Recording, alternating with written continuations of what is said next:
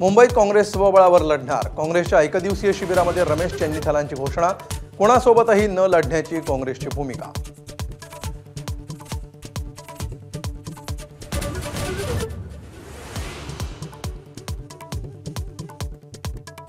शरद पवारांकडून पक्षनेत्यांना युती आघाडी करण्यासाठी रान मोकळं।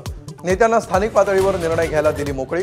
युती आघाडी करायला अजून तरी कोणतीही अट नाही।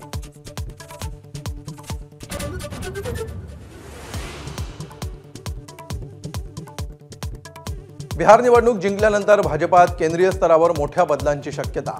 नव्या राष्ट्रीय अध्यक्ष नियुक्तीला वेग येणार। राज्यातही केंद्र तसंच राज्य स्तरावर बदलांचा अंदाज।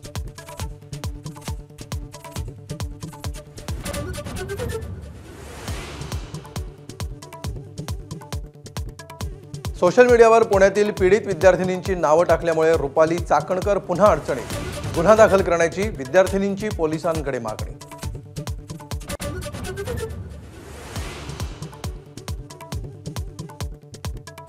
कोथरूड पोलिसांना कोर्टाचा दणका। दलित मुलीच्या छळ प्रकरणामध्ये 6 पोलिसांसह 8 जणांविरुद्ध गुन्हे दाखल।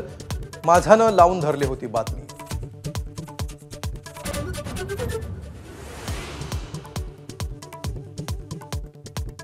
अहिल्यानगरच्या इसळक गावामध्ये 10 वर्षीय मुलावर बिबट्याचा हल्ला।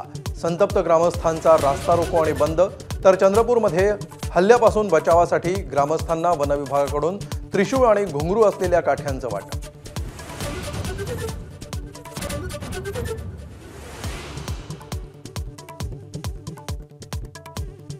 शिक्षिकेच्या शिक्षेमुळे शाळकरी मुलीचा दुर्दैवी मृत्यू। शाळेत उशिरा आल्यामुळे 100 उठाबशा काढण्याची विद्यार्थिनीला शिक्षा।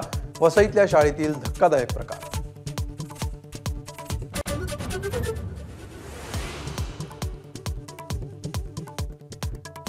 प्रो कबड्डी लीगच्या धर्तीवर महाराष्ट्रामध्ये लवकरच प्रो बैलगाडी शर्यत। चंद्रहार पाटलांची माझा कट्ट्यावर घोषणा।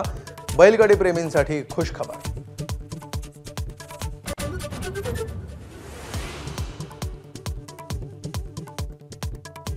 कोलकाता कसोटीत दुसरा दिवस आहे गोलंदाजांचा।